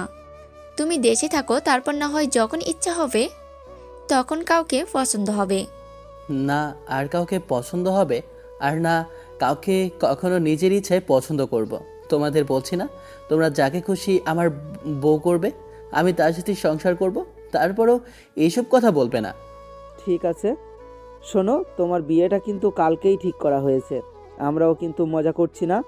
তুমি বলেছো বলেই তোমার আম্মু কিন্তু কথা বলেছে মেয়ের পরিবারের সাথে। ঈশানও খানিকটা অবাক হলো যে পাগলামি করেছে বলে, আবার পরিবারের মানুষগুলোই বা কেমন সেটাই করেছে। শেষে আর কি, যেটা বলায় সেটাই কাজ। পরদিন আত্মীয় আর বন্ধু বান্ধব নিয়ে বিয়ে করতে গেল ঈশান বিশাল বড় একটা বাড়িতে। কিন্তু বাড়িটা কেমন চেনা চেনা লাগছে। ওদের বাড়িটা বোধহয় আশেপাশে কোথাও একটা হবে। তাহলে গিয়ে সেখানে থেকে মেয়েটার সাথে চেনা পরিচিত। ঈশান বিয়ে বাড়িতে আসার পর থেকে একবারও মেয়েটার মুখটা পর্যন্ত দেখেনি। কেমন কি হবে, কতদূর কি পড়ালেখা করেছে, কিছুই জানার চেষ্টাও করেনি। কাজী সাহেব যেমন করে বলল ঠিক তেমন ফর্মালিটি পূরণ করে বিয়েটা করে নিল।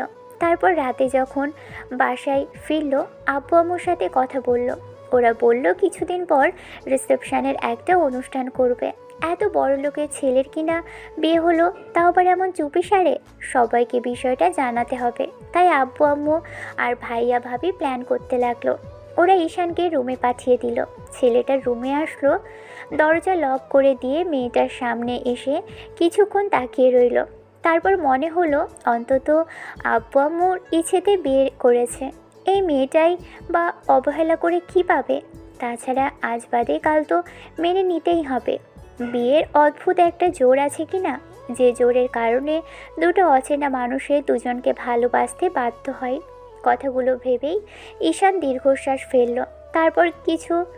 তারপর কাবার্ড থেকে কিছু টাকা এনে তা আর প্রপার্টির পেপার এনে মেয়েটার সামনে গিয়ে দিতেই মেয়েটার মাথার উপর থেকে ঘোমটা নামালো। ঈশান মেয়েটার মুখের দিকে খেয়াল না করে উঠে গিয়ে পিছন দিকে ফিরে বলতে লাগলো, এই বাড়িতে আপনি আসেন বউ হিসেবে, আমি আপনাকে জোরাজুরি করতে চাই না। আমার একটা মেয়েকে পছন্দ ছিল জানেন তো, কিন্তু মজার ব্যাপারটা জানেন কি, ও আমাকে এত বেশি ঘৃণা করলো আর এত বেশি বাজে ভাবলো যে ওর মুখটা আমার আর দেখতে ইচ্ছে করে না। আব্বু আম্মুর পছন্দে বিয়ে করে নিলাম, তবে আপনি এটা ভাববেন না যে আপনার প্রতি আমার কোনো অবহেলা আসবে। কাউকে ভালো লেগেছিল তার মানে এই না যে কখনো আপনাকে ভালোবাসতে পারবো না। হয়তো সময় লাগবে। আপনি অন্তত আমাকে নিয়ে এইটুকু ভাববেন না। বড়লোকের ছেলে বলে আমি হাজার জায়গায় অ্যাফেয়ারে জড়িয়েছি। ওকে এতটাও ভালোবাসিনি যে ভুলতে পারবো না, স্মৃতিগুলো মুছে দিতে পারবো। আপনার ইচ্ছা মতো এই বাড়িতে থাকুন। আপনার যখন মনে হবে আমার সাথে মানিয়ে নিতে পেরেছেন, তখন নিজে থেকে আমাকে বলবেন, আমি অধিকার বসিয়ে দেব। কিন্তু অধিকারটা যে আমার এখনই চাই, এই মুহূর্তেই চাই। আমি যা 6 মাস ওয়েট করতে পারবো না। 6 মাস করে 1 বছর করেছি। আমার পক্ষে সম্ভব না আর অপেক্ষা করা। হঠাৎ বউয়ের মুখে এরকম তারা কথা শুনেই ঈশান কিছুক্ষণ স্তব্ধ হয়ে রইল। আজব তো, মেয়েটা এরকম কথা বলছে কেন? তাহলে কি মেয়েটাকে চেনে? কথাগুলো ভেবেই ছেলেটা একটা দীর্ঘ নিঃশ্বাস ফেলল। তারপর পিছন ফিরতেই যেন ভূত দেখার মতো চমকে গেল। এই কি, এই মেয়ে এখানে কি করছে? তার মানে কি ও ভুল দেখছে? আসলে ভালোবাসলে যে এরকম হয় সেটা ঈশান শুনেছিল, তাই নিশ্চয়ই ও ভুল দেখছে। কথাগুলো ভেবেই ছেলেটার চোখগুলো ডলে। তারপর সামনে তাকাতেই খেয়াল করলো নাদিয়া মেয়েটা এসে ওর সামনে উঠে দাঁড়িয়ে আছে। যখনই সালাম করতে নিবে তখনই ঈশান সরে গিয়ে বলতে লাগলো, একে আপনি এখানে কেন? আর সাহস হলো কি করে আমার রুমে আসার? আপনাকে আমার চোখের সামনে দেখবো না বলে চলে গিয়েছিলাম, আর আপনি কিনা এখানে? আমার আব্বু আম্মুকে ভুলভাল বুঝিয়ে এসেছেন তাই না? নাদিয়া এবার ঈশানের পাঞ্জাবির কলার 2 হাতে ধরে ওর মুখের কাছে মুখ আনলো। ঈশান খানিকটা ভয় পেলেও কিছু বুঝতে দিল না। এবার নাদিয়া মুচকি হাসি দিয়ে বলতে লাগলো, যাকে একটু আগে বিয়ে করে আনলেন তাকেই বলছেন এখানে কেন? আপনি এতটাই ভাবতে বিভোর ছিলেন যে বুঝতেই পারেননি আমার সাথেই আপনার বিয়েটা হচ্ছে। আমার আব্বু আম্মু সেখানে ছিল, তারপরে আপনি সেটা খেয়াল করেননি? আপনি এতটা গাধা আমি জানতাম না। অফিসের বস এতটা আমার প্রতি দুর্বল হয়ে পড়বে যে আমাকে নিয়ে ভাবতে ভাবতেই শেষে আমাকেই বিয়ে করেছে সেটাও বুঝতে পারবে না। নাদিয়া এবার ঈশানের পাঞ্জাবির কলার 2 হাত ধরে ওর মুখের কাছে মুখটা আনলো। ঈশান খানিকটা ভয় পেলেও কিছু বুঝতে দিল না। এবার নাদিয়া মুচকি হাসি দিয়ে বলতে লাগলো, আপনার সাহস কি করে হয় আমার শার্টের কলার ধরার? জানেন এই মুহূর্তে আমি আপনাকে ঘাড় ধাক্কা দিয়ে বাড়ি থেকে বের করে দিতে পারি। একে তো যেদিন প্রথম দেখা হলো সেদিন আব্বু আম্মুকে পর্যন্ত অপমান করলেন, এখন আবার ব্ল্যাকমেল করে আমাকে বিয়ে করা হয়েছে। আপনি কি ভেবেছেন এগুলো করলে আমি আপনাকে মেনে নিব? আপনি এখন ভালোবাসার কথা বলবেন আর আমি আপনাকে স্ত্রীর অধিকার দেব? কখনোই না। আপনি যতই চেষ্টা করেন আমার কাছে আসতে পারবেন না। আপনার যা খুশি তাই বলতে পারেন, মারতে পারেন, বকাও দিতে পারেন, ওইটা আপনার অধিকার। আমি কিছু মনে করব না। এতদিন যাবৎ আমি আপনার সাথে যেটা করেছি, একটা বছর আমার সাথে তার থেকে বেশি কিছু করেন, তারপরেও যাকে ভালোবাসি তা থেকে দূরে সরিয়ে দিয়েন না। ঈশান এক ঝটকায় মেয়েটার হাত থেকে শার্টের কলার ছাড়িয়ে নিল। তারপর রাগের মাথায় থাপড় মারতে নিয়েও হাতটা নামিয়ে ফেললো আর বলতে আরম্ভ করলো। ঈশান অবাক চোখে তাকাতেই মেয়েটা আবারও ওর কাছে আসলো। তারপর আবারও শার্টের কলার ধরে ওর ঠোঁটে একটা কিস করে ফেললো। ঈশান কল্পনাও করতে পারেনি যে মেয়েটা এরকম কাজ করবে। ঈশান দৌড়ে ওয়াশরুমে চলে গেল। রাগ করতে গিয়েও রাগ করতে পারলো না। ঠোঁট জোড়া মুছে নিয়ে বকাঝকা করতে লাগলো মেয়েটাকে। পরদিন সকালে যখন ঘুম ভাঙলো বুঝতে পারলো বুকের উপর কিছু একটা আছে। বুঝতে পেরে এবার সরিয়ে দেওয়ার চেষ্টা করতেই সেটা যেন ওকে আরও শক্ত করে চেপে ধরলো। চোখ মেলে তাকাতেই দেখলো নাদিয়া ওর বুকের উপর মুখ গুজে দিয়ে ওর গলাটা জড়িয়ে ধরে রেখেছে। ঈশান ছাড়ানোর চেষ্টা করলে মেয়েটা বিরক্তি দিয়ে চোখ মুখ কুঁচকে দিয়ে ঘুমের ঘোরে বলতে লাগলো, এমন করতেছেন কেন? একটু ঘুমাতে দেন না। আজকে অনেক শান্তি লাগছিল জানেন আপনার বুকে ঘুমাতে। মেয়েটার এমন দ্বারা কথা শুনে ঈশান অবাক হলো। কি বলে এই মেয়ে? ঈশান এবার বুঝতে পারলো যে মেয়েটা ঘুমের ঘোরে এমন বলছে। রেগে আর কষ্ট দিতে ইচ্ছে করলো না মেয়েটাকে। ভালোবাসার মানুষটাকে পেয়েছে সেটাই সারা রাত ভেবেছে। কখন ঘুমিয়েছে জানে না, তখনই হয়তো মেয়েটা বুকের মধ্যে এসে শুয়েছে। ঈশান কোনো রকমে উঠে মেয়েটাকে বিছানায় শুয়ে দিল। তারপর ফ্রেশ হয়ে আসতেই দেখলো মেয়েটা উঠে বসে আছে। ঈশান ওকে বসে থাকতে দেখে কিছু না বলে নিচে চলে গেল। এমন করে কয়েকটা দিন কাটলো, কিন্তু ঈশান নাদিয়ার সাথে মিসবিহেভ না করলেও ওকে কাছে আসতে দেয় না। আর নাদিয়াও ছেলেটাকে কাছে আসতে না পেরে কান্নাকাটি করে। নাদিয়া ভেবেছিল যে ঈশান যেহেতু ওর সাথে সিন ক্রিয়েট করে না, তাতে খুব সহজে ওকে মেনে নেবে। কিন্তু ছেলেটা ওর উপর এত রেগে আছে নাদিয়া সেটা ভাবতেও পারেনি, যার জন্য ওকে কাছেও আসতে দেয় না আর ভালোভাবে কথাও বলে না। আপনারা কি ভাবছেন রাগের মাথায় শ্বশুর বাড়িতে যায়নি? সব কিছুই করেছে ছেলেটা। নাদিয়া এর মাঝে আম্মুর কাছে এসেছিল। এই 6 মাসের মাঝে কতবার এসেছে আর কতবার মাফ চেয়েছে তার হিসেব নেই। তারপর যখন বলেছিল ঈশান দেশে আসলে ওর সাথে বিয়ে হবে, সেদিন নাদিয়ার থেকে বেশি কেউ খুশি ছিল না। নাদিয়া ওই দিন থেকে ঈশানের আব্বু আম্মুকে আব্বু আম্মু বলেই ডাকে। আর এখনও যখন মনে পড়ে যে নাদিয়া ওদের সাথে সিন ক্রিয়েট করেছিল, তখনও হাজারবার মাফ চাই। তাই আব্বু আম্মু ভেবেছিল ছেলে যাকে পছন্দ করে তার সাথে বিয়ে দিবে। বিষয়টা ঈশান আম্মুর থেকে শুনেছে আর ভেবেছে মেয়েটার সাথে রাগারাগি করেই বা কী হবে। এরই মাঝে নীলার সাথে একদিন ঈশানের রাস্তায় দেখা হয়। সেদিন জিজ্ঞেস করতেই বলেছিল নাদিয়া নাকি ওর জন্য কতটা কান্নাকাটি করেছে আর কতবার ইমন ভাইয়ের কাছে জানতে চেয়েছে ওর বিষয়ে। ঈশানের ভালো লাগলো এটা ভেবে যে মেয়েটা ওকে ইগনোর করেছে, ঘৃণা করেছে, সেই মেয়েটাই ওকে এত ভালোবাসে।